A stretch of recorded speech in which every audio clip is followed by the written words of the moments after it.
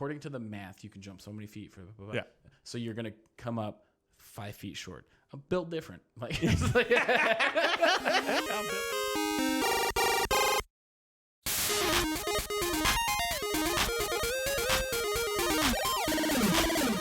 Welcome to the Nerd News Podcast, starring Tyson Cox and Tyler Waltz. to episode 25 of Nerd News. My name is Tyler Waltz, and with me, my adorable co-host. Aw, thanks, bud. Yeah. Tyson Cox. There we go. There we go. You said adorable, so I was waiting for it to, like, you're going to pick up a gerbil or something. Like, I'm replacing a man with more hair. Oh, man. Yeah, didn't you say that like, you shouldn't wear hats, it's bad for your hair? I'm like, it makes you go bald. I'm like, yeah, so is my DNA, dick. Like, Yeah. But yeah, no. So this is episode 25. We've made it a quarter of the way to 100, which is baffling it's that we've been able to sit in this room that many times together. the amount that we fart. Someone send air fresheners. Hazmat suits is the next episode. Ugh. But yeah, so welcome. Thank you for joining us. If this is your first episode, we're Nerd News. We love having you. Thanks for dropping by. If you've seen multiple episodes, thank you just as much. We love you just as much. Nailed it. Yep. But yeah, no. Today we're bringing all the greats of the nerd world to you.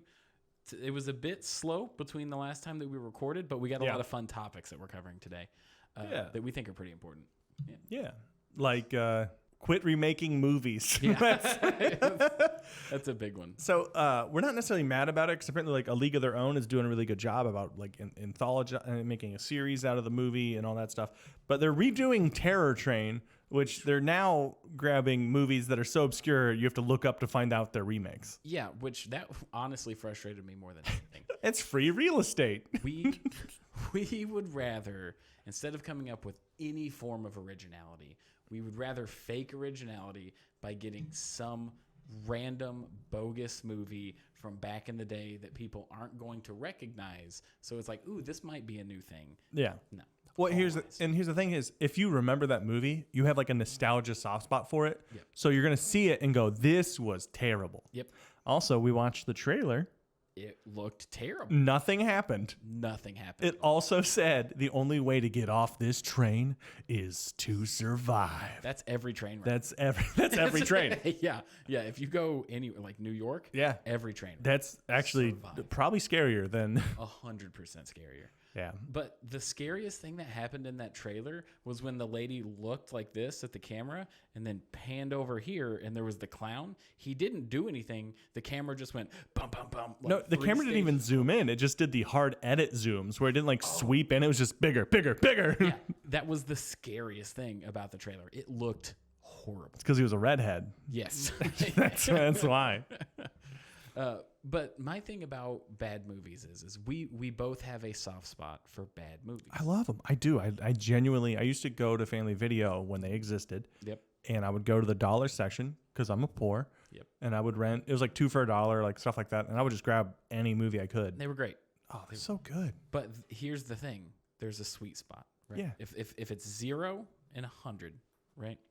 80 to 100, that's going to be fantastic movies. Yep. Okay.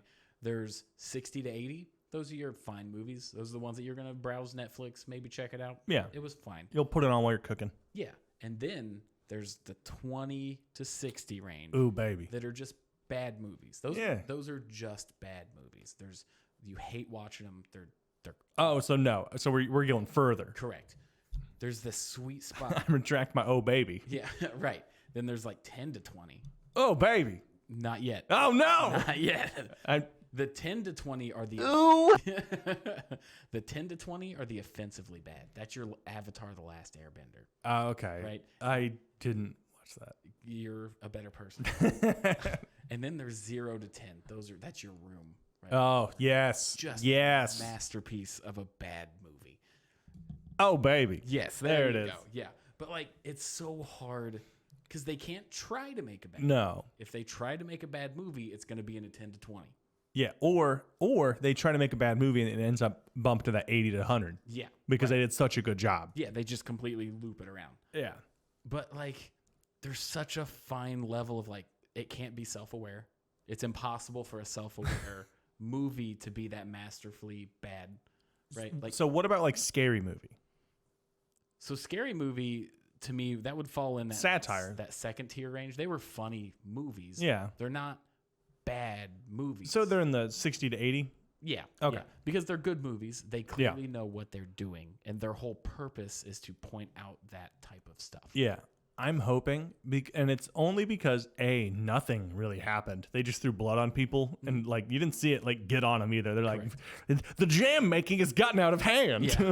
Yeah. But like I'm hoping it is this self-aware bad movie because the guy, he's like, all right, as the first night as the frat king party maker or whatever, he has a line that's literally like, as my first order of frat president or whatever. Yeah, We're going on a party train. it's garbage. It's so good. I remember one of the first times I was young. I was very young.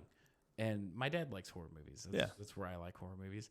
And I remember there being a trailer for a movie. I think it was called My Bloody Valentine. Okay. I didn't know it was a remake. My dad knew it was a remake because he liked the original a lot as a kid. And we watched it, and it was it was that 10 to 20. It was just offensively bad. And it made me realize that, there could be movies that are coming out that I don't know are actually like in the ether somewhere. Yeah. And it's extra shitty when movies do that because it's so impossible. They just want to bank on the name so bad. You think you would make it a tolerable movie. No, you think they'd want to make money. Yeah, and I'm sure they do. Yeah. They've got enough people banking on like built-in audience. Yeah, well, you like horror movie, you'll come see a horror movie. But I know The Room is the number one known crappy movie that everybody loves. What is your favorite crappy movie? Tremors, all of 3 to 7. Tremors 7's pretty good. Yeah. Tremors 1 and 2 are good. 3 starts to get a little off the rails. 4 is just not. It's like Tremors actually hits the whole spectrum. Yeah. Where Tremors 1 is like great, fantastic, almost perfect screenplay. All the characters. I was just reading has one of the best essay. setups in horror movies. Yeah. Like seeing the guy that literally starved to death on a pole because he was so scared to come down is one of the best ways to set foundation for a movie. Yeah. Ever. Well, and they set it up as it's a bunch of snakes on the land, and then it's not, and it's still formidable, and then they shift tactics. Like you're scared because good horror, and you'll know better than me, but it's like it has to be grounded. You have to feel it could happen to you. It has to leave you, believable. You know what I mean? Like depends on what you're going. Sort of, yeah. Yeah. But like, and it did that where it was like these are just good people. They're very believable. Yep. They have reasons why they can't leave. All of this, but then all of a sudden it's like, it's the worms on top, snakes on top. Oh, that's scary. They're gonna get us. Look at this guy. Oh, build tension. Don't really show the monster, and then they do show it, and it's scary. And they were wrong. I hate it when you see a movie and they're like, well, looking at this scale, it's gonna be vulnerable to Cocoa Pebbles. You're like, what? Yeah, and they get it.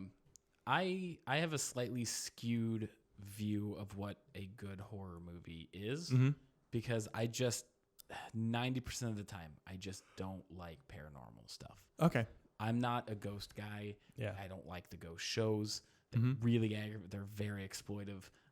It bothers me. It's this weird pet peeve I've had for a long time. It's like the ghost hunters and taps and all that stuff. It really upsets me the amount of exploiting they do with people's beliefs, right? It's a weird thing. What's like? Is it like not John Carpenter, the old televised cold reading? Oh yes, John Edwards. Yeah. That's it. Yeah, like I hate that. It was like, you said you're in mic'd seats, and people are like, well, I wonder if they're going to talk about my cousin's Cheryl. Right. I'm getting an S from you. Yes, it drives me insane. So since I don't personally believe in ghosts and stuff like that, paranormal movies don't really hit it for me. To me, it's all about the grounded in reality of just scary stuff. Like this could happen. Yeah, you've talked to this before. Like you thought Strangers were real good to a certain Strangers was really good. I was reminded of a horror movie a couple days ago. Obviously, forgetting the name right now. And somebody help me out. If you guys remember the name of this movie, comment it below. But it's a deaf woman. It's a home invasion movie where the woman is deaf. Oh, yeah, very good. It's so good. It's so good. We don't need to look it up. We both know the movie. It's on Netflix. If you guys know it, you know it. Yes, if you know it, you know it. if you comment it below, you are a better person. If you see it, because we don't have money to give you. But if you donate to us $10, we'll send you $4. But yeah, so it's very well done. Is it a masterpiece, award-winning movie? No. Is it based within a realm? I mean, every movie has to have something going on. It's like, got to progress the plot. Obviously, it has all that stuff, but it's grounded within a reality of this could happen. Yeah. Well, even Cabin in the Woods. Yeah, without the monsters and stuff. But it set rules. Yeah. And then it obeyed the rules.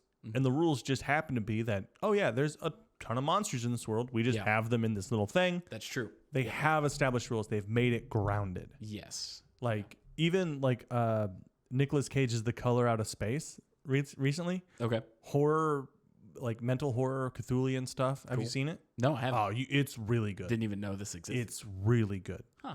And it's all pretty grounded, and you would love it. Well, there is supernatural stuff that can be terrifying. Like I just showed you Gemini Home Entertainment. Yes. That's a deep cut for people that love horror.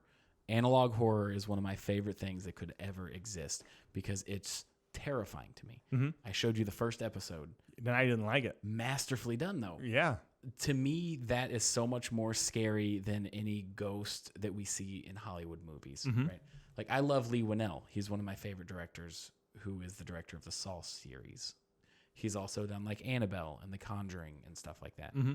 His movies are fine. As soon as he went to the supernatural stuff, kind of fell out. The Gemini Home Entertainment is a masterfully well-done supernatural thing. Because supernatural is done best when it isn't blatant in your face. Like, when you're still trying to figure out what's going on is when the supernatural is the scariest. As soon as you find out it's a ghost, it's less scary. 13 Ghosts was, again, another good example. You ever see that? Matthew Lillard? I love that movie. That's a remake. Yeah, it is. But like the remake, again, really good. But they set their rules. Yeah, 100%. And they made them believable and grounded. Yep. It wasn't a scary movie. I mean, the banshee chasing her down the hallway was pretty freaky. Yeah. But I loved 13 Ghosts. It was a good movie. It was one of my first horror movies as a kid. Mm-hmm. I adored it. The guy from Monk, Tony Shalhoub, Matthew Lillard. And Matthew Lillard. Yeah. Matthew Lillard is such a good actor. He's a huge nerd too. Oh, really? Beatles and Grimm board company. Like they make really, really fans. Like it would cost you like $350 to get like so they did Witchlight. I'm running Witchlight for my D&D group, and they like cutouts, figurines, maps, handouts. Like you buy chapter 1 and it's a packet, like it's a book, and then you have handouts and stuff. Very intricate, very high quality stuff. And his buddy runs that, so he's been like last 2 years at Gen Con, he's just been wandering around. Really? Helping his buddy. Lillard has been at Gen Con. Yeah. And I missed this. 2 years ago, he was at Helium. He just kind of came in to say hi to people and see what's going on.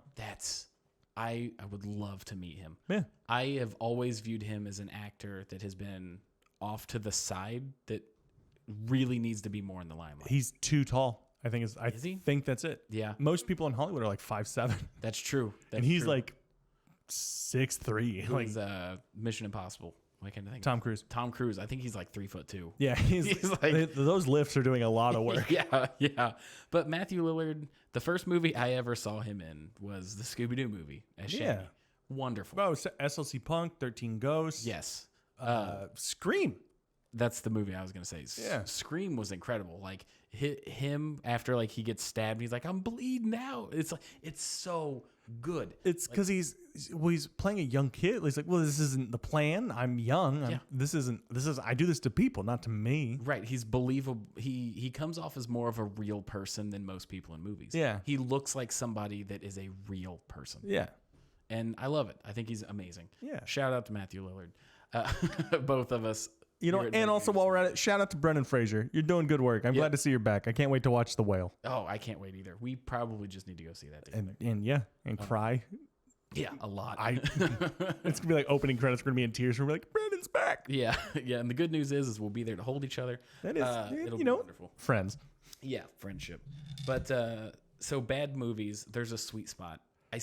I know it's the cliche one. I still think The Room takes it for me. Room is super good for being a bad movie. MST3K, just old bad movies. You ever watch Mystery Science Theater 3000? Yep. I love the one about Bigfoot. I can't remember the movie. I just rewatched that with my brother. Did you really? It's like Bigfoot Calls, I think. Yes. Yeah. And there's like, there's a scene. It's absolutely wild. This park ranger walks into his own house, and there's a man just eating a half of a vermin. Yeah, that was raccoon. Yeah, and then so it's like good. just antagonizing. Like you would be shot if you're just sitting in someone's house eating their food. Especially law enforcement. Yeah. Right. And they're like, oh, by the way, for some reason, the carnival tiger's out. And you're like, oh, this is just shoehorned into 2/3 of the way through this movie. There's a scene where it actually hurt me to watch, but you can just tell that this fox is like chained to a spot because it's just like, and then as the actors just walk by and then have to get redubbed over. Yeah. That dude's voice is like, he's got a burly face, but his voice is like, hey, well, Yeah, it's not good. God, it's so bad. Brian Petrie, friend of the show, been on an episode here. Friend of the pod. We were actually talking about basically any movie before 1980. You could do whatever you want to do an animal on screen. And it's shocking when you see an old movie. There's a Christian movie came out, which is weird because it was all about a dog who kept dying and coming back to find his family, which isn't that reincarnation? Yes. Yeah, it is. Also, there's a video, and it's horrifying to watch. Just to get a dog to swim, they just threw this dog into a river. Ooh. A bunch of dogs died on that cat. Really? Yeah, they covered it up. No one gave a shit because no one saw it either. That's horrible. It's terrible. Gosh, I was talking about just crazy shit from back in the day. Because the two that I remember that Brian and I were talking about was, I love horror movies, Cannibal Holocaust. Oh, yeah. Like literally the director had to bring the actors into the courtroom to prove that they were alive. Mm-hmm. I understand that back in the day. Watching it now, you can clearly see all the strings and all the... okay. Like back in the day, that was freaky. Yeah, well, the first movie was a train going towards a camera, and people had literal heart attacks. Yes, yeah, for sure. There's also, and I won't bring it up, if you're a horror fan, it's still not really for the faint of heart. It's hard to recommend Cannibal Holocaust. It's dated in all the wrong ways. Like, just don't watch it. Yeah, just don't watch it. I watched it. But you're a horrible person. Right. There's a scene where the tribal people that are hunting the main group pull a snapping turtle out of the water and just tear it apart. Oh, yeah. You see it. Like, they did that. Yeah, it's like, it's horrid to watch. It's horrible to watch. Yeah. You're watching it. It's like flailing around. Yeah. Or just taking the shell off of it. It's crazy to watch. Yeah, it's mean. And I love Godzilla. You know that. Yeah. An octopus technically didn't die on the set. What is this, Disneyland? We moved it offset before we had the doctor look at it. Listen, and I can't remember which Godzilla movie it is because there's so many of them and they're all 10 out of 10s. But for the scene, this is the man with the grading scale too, by the way. Yeah. In one of the Godzilla movies, some of their monsters, their filler monsters, are just like big crab or big spider. Yeah. One of them is an octopus. And they used a real octopus for when it was like crawling across land over the minis and stuff. Yeah. Great for the time. They used 3 different octopus throughout the filming. Yeah. None of them died. But when they wrapped up filming, the director bought the 3rd one to eat it. Because it's Japan. Like, they wanted calamari. Yeah. So, like, I don't have a problem with that. They didn't just kill it on camera for the sake of the movie. Which is, and it was food. He was like, this one looks tasty. It's like ethically hunting, you know? Right? It's already here. I mean, I'm not going to sit here and pretend like the hamburger that I buy is. No. Right. But I do love the idea that a guy watched octopus crawl over a house in like a car and go, yeah. I make all my food go over cars. He didn't quite go full the deep on it. But no. There's been some really good The Deep cosplays I've seen where it's the full Deep cosplay and the pants are kind of down and the octopus is attached. Excellent. It's pretty great. That's hilarious. I know we keep talking about The Boys, but that scene, spoiler alert if you haven't seen the newest season, when he's forced to eat Timothy. Rough. That is rough. So hard to watch. The show is so good in the fact that I do not like him as a person. Yeah.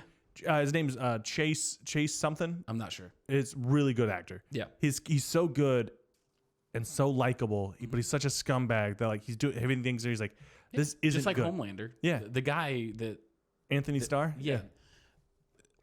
Does an incredible job. Yeah. Absolutely amazing job. Yeah.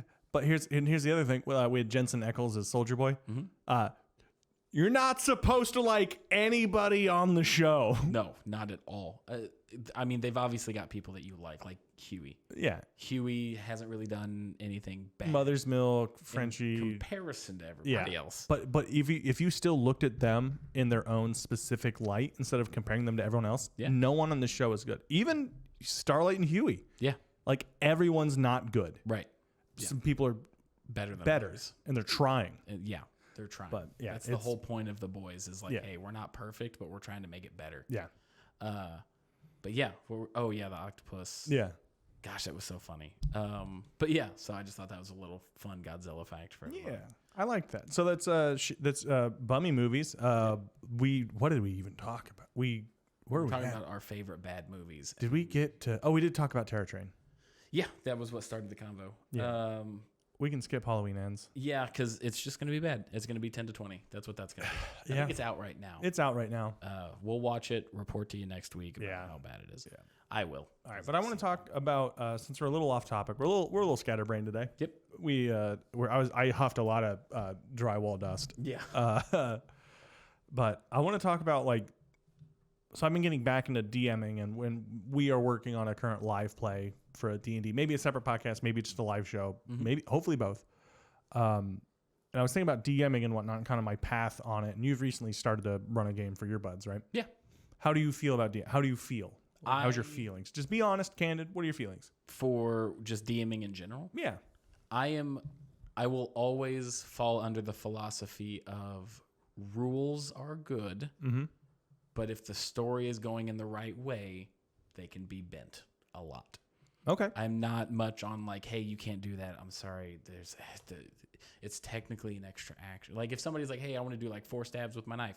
You're still only going to roll 1 damage, but thematically, you stab him 3 times. That's that flavor, baby. Yes. Dude. I'm all about the flavor. Flavor was something I know. I'm turning to Guy Fieri all of a sudden. Yeah. Flavor is something I discovered this year. I'm all about Flavor Town.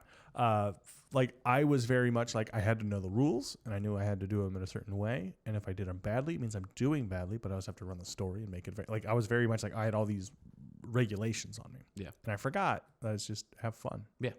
But flavor is my favorite thing. Yeah, it's the best. It makes every game so much more fun. Fun because you get to add your own style to it. Yeah, I've been the game that I've been running for my friends is Monster of the Week. Great system. It's my favorite. It's my new favorite. I've broken it down and I've been I love D&D 5e. We've gotten into Pathfinder recently. I've had a lot of fun.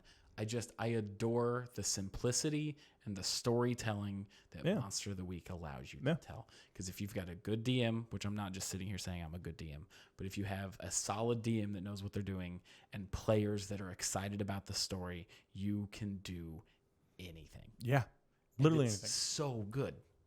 So the reason I want to talk about DMing and whatnot is because I used to have a real big. I was really down on myself every week. I'd do my best. I'd prep, and every week I was always I always mess this up. I didn't do a good job, and I was talking to people on and off and whatnot, and I had a bit of the Matt Mercer effect, where he's phenomenal. He's top tier. He's a great job. Yep. But then I also started to listen to a bunch of other people. Adventure Zone. Yeah. Dimension 20. Quick little side note. Go ahead. I was rewatching a couple episodes. You gonna sneeze, buddy? Yeah. Gonna pause for edit. Scared it away. God. All that for nothing. Matt Mercer is a voice in the new Cyberpunk anime. Oh yeah. When I was rewatching it, there's a character named Falco. He's like the driver. Okay. I was I swear I've heard that voice before. And when I looked it up, it was him. And Sasha Grey is Ash on the radio. On what? The radio for Cyberpunk. Ash. Really? Yeah. I don't listen to the radio that much. So Matt Mercer, Cyberpunk. Oh, that's crazy. I didn't know that. Yeah. But I'd get down on myself because of I'm doing bad, and then I kind of listen to other people and talked and whatnot. And then I also one thing that helped me a lot is I played some pickup games. Yeah. Man, those DMs were bad.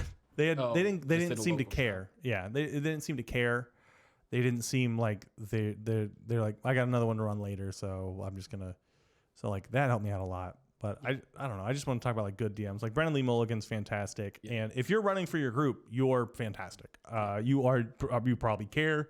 You're probably doing it. If you, I get called out because I only do a New York accent a lot. I can do English and New York. Those are my two, and both of them are offensive. Yeah, if you're from there, but I make it work. You know what I mean? Like, yep. So, yeah, the Matt Mercer effect is definitely a thing. I know sometimes I've been in games. It's funny how people take your dynamic, because the only time I've ever had a bad time is when people are way too stickler for the rules. Yeah.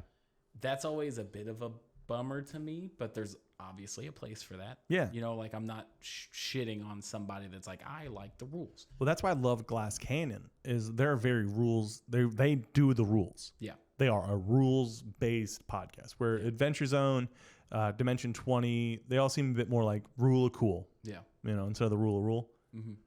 Yeah. And it's also because I'm not talking about a person specifically, but it was during the time where it was like, hey, I'm just trying out different games, and you're just kind of, because I used to be really involved with a comic book shop where I used to live. Yeah. And it would be me running a session for people that wanted to try it out. And there would be the person that was really stickler on the rules. Yeah. It's like, okay, man, we're just trying to have fun here. Yeah. But yeah, no, every DM is great to a certain degree. Kind of. I've also had DMs that just don't give a shit at all. And they're just like, you're doing what? Sure, yeah, just roll your dice. It's like, oh, this is exciting. Thanks. Yeah, if you care and are trying to do a good job, you're doing a good job. Or that's all I really wanted to say with this whole segment is like, you guys are doing it, man. Or you're on the path to do a good job. Yeah. Like obviously not every game is going to be killer or amazing or the most thought out world building incredible extravaganza. Yeah, and I want to tear down some of the gatekeeping as well. Like I've been playing D&D and Werewolf and all this stuff for 18 years. Since I was 15, I'm 34 later this month. Gross. Yeah, I know. I want to tear down some stigmas. Like if you've like I've heard people be like, "Oh, you don't homebrew your games. You're not a real go huff a fart." You know what I mean? Like just I used to get mad when I'd play games and someone was playing Jester from Critical Role. Okay. Which is a complete character. I was kind of complaining about it. I was like, because in my mind, you play your character to grow and learn and shift and change and see what happens. And then I was talking to Arena, and she was like, well, are they having fun? I was like, oh, yeah, they're having a great time. Yeah. So, yeah, run a module if you want to run a module. I learned a ton from running a module. Yeah. I also learned how to run my own games better from doing that. So, yeah. I do have to say there is one pet peeve that still to this day annoys me, and I have a hard time getting around it as a DM. And it is the person that makes the God character, that have statistically looked through the rules. Oh, the metagaming? The metagaming to the 10th degree. It's like we're playing, I don't even know, like Storm King's Thunder or Strahd, a book. Sure. Yeah. So they've read the book. Yeah. Know what's coming up. They know what's going to happen. So it's like, ooh, I like this item. I'm going to build my character because I know we're going to get this. That bugs me a bit because it takes a lot of the excitement out of it. Yeah. And you can always tell, because this was back when I was running games for a shop. Yeah. You could always tell because the decisions were way too spot on. Yeah. It's like, hey, you're in this room, in this dungeon, there's 3 doorways. Well, I'll go to the middle one. Your left, in front of you, and to the right. And then it's like, can I make an investigation check to see if there's a hidden wall in the path that we just walked through?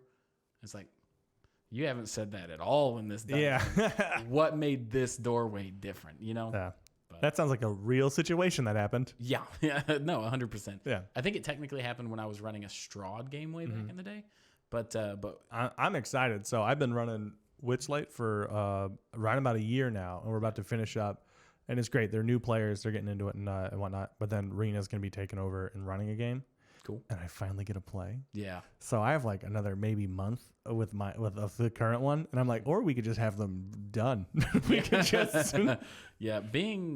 I think as a DM, it's important for you to also be a player. Yeah. I will, in my campaigns, I don't know if you call this a good or a bad habit, but I have a habit of creating a proxy character for me. Oh yeah. Well, everyone makes a character with something that is in themselves or what they want to see. Yeah, it's impossible otherwise because you can't not be you in some way. Yeah, I call it a heightened NPC. Yeah. Like I will always include something to where because I love the freedom of the game, but players can get lost in the weeds. Yeah. A lot to the point where it's like, hey, look, you can have a ton of freedom, but you're not going to make me create a whole nother section of the world because this one like Furbold character was like, I'm from Bush blah blah. Yeah. And it's like, ooh, let's go there. And it's like, no. Oh, I love doing that. No. I love doing that. Sometimes I'll do it and punish people. Like, ooh, Goofblabia is actually a very murderous, cannibalistic society. Yeah. No, creating new full areas, of level 20 monsters. Yeah, for me, it's a balancing act. Yeah. If they're talking to somebody and then I mention like a cavern or something that's not super important, but they want to go there, that's exciting. Yeah. It's the really off the wall, like, I'm going to add a month onto this campaign because of an offhand comment that I need to get through a conversation. Yeah. But yeah. So, I mean, I understand where you're going because you have the point, but like, man, there has definitely been times where I've been like, oh yeah, no, you could go like there's a fire ahead of you, melting steel. Like, okay, I jump over the pit. Well, there's a path around it. You want to go around it? Like, no, I want to jump. Okay, you want to jump the 30-foot chasm. Yep. Instead of taking the path, and I just do that, and like it's crazy how many times people are like, yeah, I'll just jump. Yeah, I got you. Yeah. Okay, roll me. And I just want to make sure you understand athletics. I'll keep like, you understand how athletics work, right? Like, yeah. And it's not that they're being obstinate and to be a dick. They're just literally like, oh, I just want to jump it. Yeah. Right. Or it's like, according to the math, you can jump so many feet for. Yeah. So you're going to come up 5 feet short. I'm built different. Like, I'm built different. So I just want to say, if you're running a game out there, keep it up. You're doing a great job. Yeah. And if you are running a game, let us know some tips and tricks and what you like to do with your campaigns. Yeah, homebrew rules, man. Homebrew rules. Yeah, every DM is different. Yeah. Every DM is different. I found a Pathfinder critical hit deck, and I use that, and I pull it out. And it's just a fun thing. It helps spice it up. And this is 5th edition, too. I'm not doing this for Pathfinder.